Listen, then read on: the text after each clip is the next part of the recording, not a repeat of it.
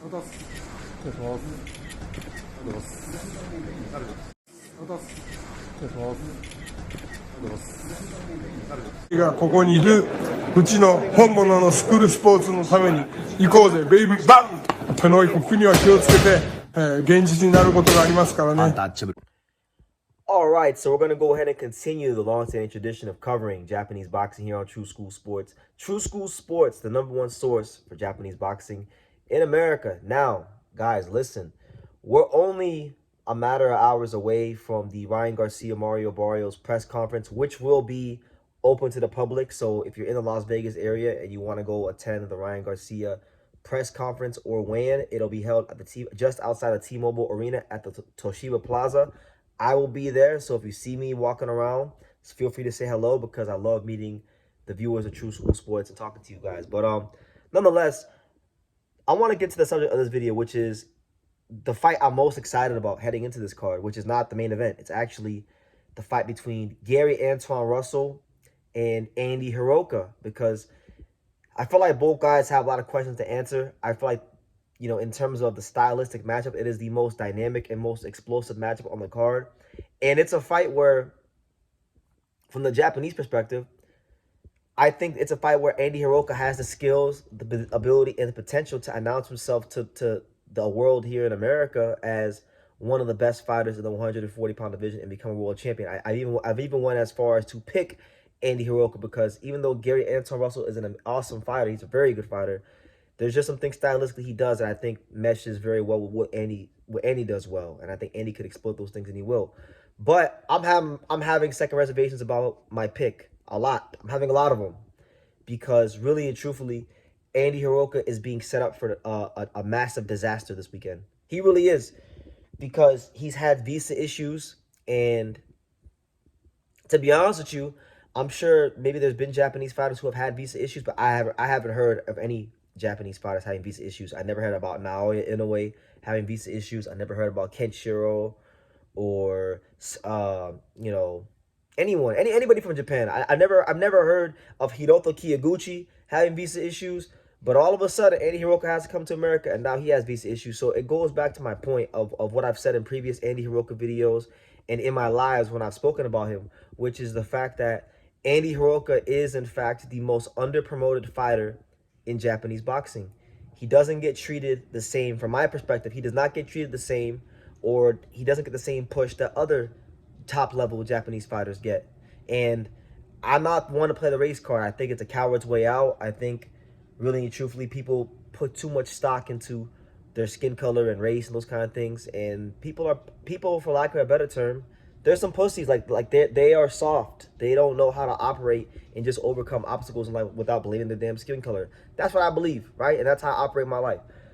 But there are special cases where sometimes it's just so obvious. Sometimes that could be the only conclusion that you could draw up, right? And this is one of those rare cases where I feel like, you know what? This guy, Andy Hiraoka, he's knocked out. He was the first guy to knock out Jin Sasaki. He beat the brakes off Israel Barroso, who was a top 140-pounder, knocking everyone out. He's a very good fighter. He can really fight.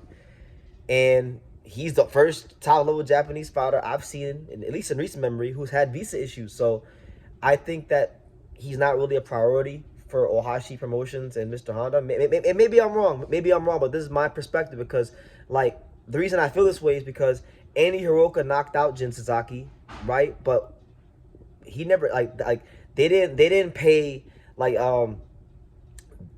Ohashi and all them guys. They didn't throw all this money at Gary Antuanne Russell to bring him to Japan. No, they're making Andy have to come to America, which is cool. I'm happy for it. I'll look forward to watching him fight live. But Jin Sasaki got knocked out by Andy. But when it came time for Jin to fight Brian Noman in Japan, they paid the money and brought Brian Noman to Japan. So he's not getting that same treatment, right? And he's now having to deal with issues that other guys don't deal with from Japan. And I feel like, and the reason I feel that what that happens with him is because he doesn't look like the other Japanese fighters. Like, his dad's half African. He's from I think Ghana. So even though Andy grew up in Japan, even though Andy speaks fluent Japanese, he don't get that same treatment. And so he's getting put through the ringer in a fight that he can really ill afford to have this going on for. You know, I've been to multiple countries with fighters and been in international training camp, so I know how hard it is to adjust to countries and their cultures and the time and the food and all that stuff. And then you factor in, okay, you're getting here during fight week, so you're not going to have any real time to adjust. And on top of that, you're fighting one of the best fighters in your weight class. So I'll tell you this, man.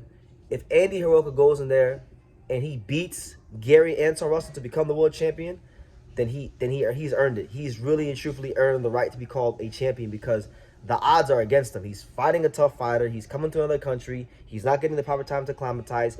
He probably had to go through a bunch of nonsense, to get his visa issue straightened out. So my best of wishes go out to him.